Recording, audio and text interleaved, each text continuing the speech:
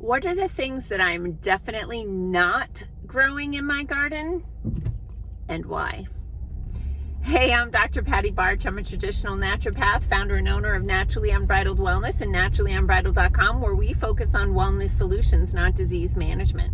This is Down the Ridge with Dr. Patty, where I give you 7 to 10 minutes of holistic life and wellness information on my way to work. This is not medical advice. It's for entertainment purposes only. Nothing I say is true. Don't listen to me. Okay. It's springtime and I'm having so much fun planting stuff in my garden. My potatoes are doing great. The garlic I planted last fall is doing great. Earlier this season, I planted carrot seeds, radish seeds, and beets. And those are doing really well. Actually, probably gonna harvest a radish or two pretty soon. They're probably ready to go, a couple of them. What else is growing? I've got a bunch of potatoes that had grown legs in storage, and I realized I grew too many potatoes last year. And I'm growing too many potatoes again this year. Noted. What I realized, we really love the sweet potatoes that I grew last year.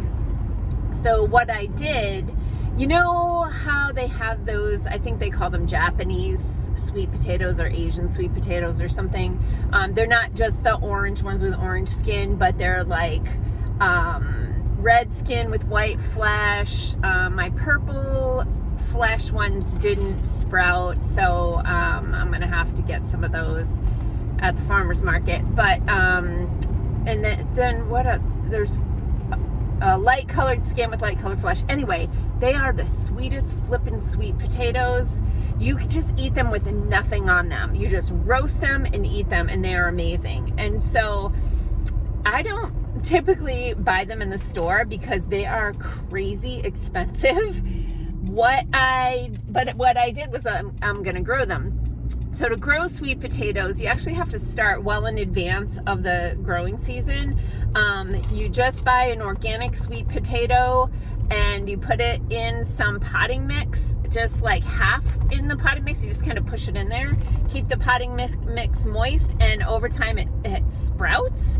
And you take, when the sprouts are like 6 inches or taller, you just peel them off and stick them in some water and they root, and you plant those.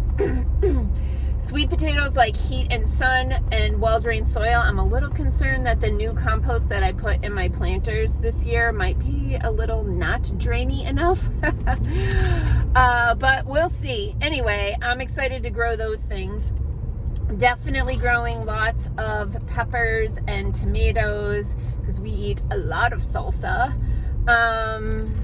What else am I growing? Oh, some beans, green beans, peas, and my goal for this weekend is to get my squash planted, winter squash. Lots and lots of different varieties of winter squash. I freaking love winter squash. Oh my gosh. You know what I hate? Zucchini and summer squash.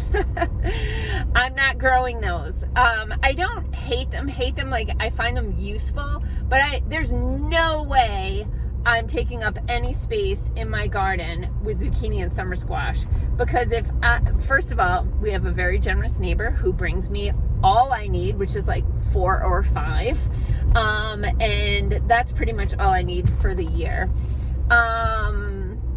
Other things I'm not going to grow this year, I'm not growing Brussels sprouts again. Oh my gosh, those things were so much work. Water. We had to water so much last year because we had a drought. And I got like dime size, nickel size Brussels sprouts, and it was like so much freaking work, and some of them were buggy. Oh my gosh, not doing that. I'll just buy those in the store. So I'm not planting zucchini and summer squash. I'm not planting Brussels sprouts. I might pick up a 4-pack of red cabbage, but the cabbage moths are kind of a pain. You have to keep them under cover. I don't know if I'm going to do that. It seems like a lot of work to water for those squash. Cabbages. I love cabbage though. I really, really love red cabbage. I like cabbage more than I like lettuce. I love the crunch. I really love cabbage. hot or cold salads, I love the red cabbage or purple cabbage because it's like full of phytonutrients, but it makes any meal look beautiful. And if you follow me on social media, you know that I really get into the artistic side of food. Like, I want it to be visually delicious as well as tasting delicious and also nutritious. So anyway, I don't know if I'm going to grow any of that. I've got some strawberries. I overwintered some strawberry plants in my basement. They're struggling a little bit, but they're coming back, most of them. But there were some volunteers, which is great. I did not expect them to come up since I have a tarp down with mulch over it, and that's where I grew my strawberries. And I had to also put those under a net last year because of the birds eating my strawberries. So that. What else? So of course I'm growing some herbs. I grow herbs for a variety of reasons. First of all, I really love to use them in my cooking and garnishes and that sort of thing. But also interspersing various herbs in your garden can really be helpful for pest control and to attract the types of insects that eat the bad bugs. So like you can grow dill that will attract a specific type of oh gosh, I can't remember the name of the bug now, but this particular type of fly, bug, whatever, that will eat aphids, which you don't want to have. I did have a problem last year with flea beetles, these little tiny, they look like fleas, but they're rounder, on my potatoes, and they put like pinholes, tons and tons of pinholes in the leaves of the potatoes.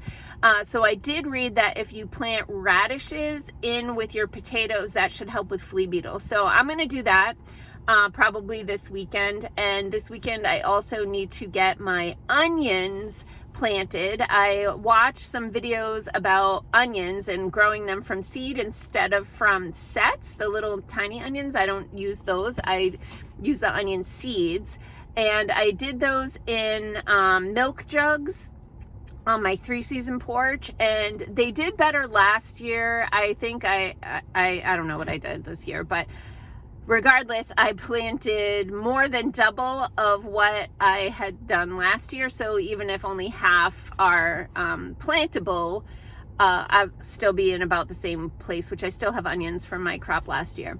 The cool thing about these onion seeds is they just grow like little hairs, and you can just tease one out at a time and plant it.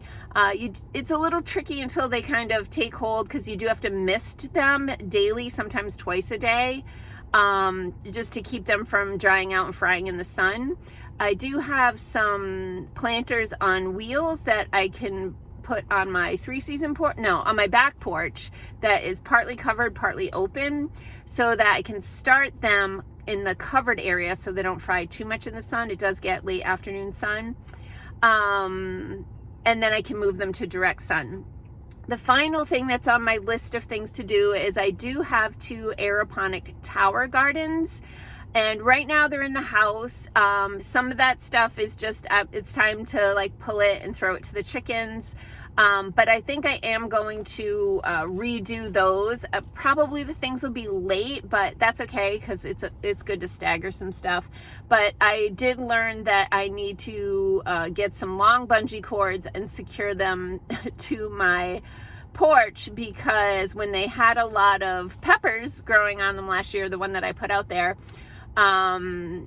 even though there's a 20-gallon water reservoir in the bottom, when it had that much leaf matter to catch the wind, it did get blown over, and I ended up having to harvest all of my peppers and not know which pepper plant was what, and I had to taste every single pepper to know if it was a hot pepper or sweet pepper before I threw it in the freezer.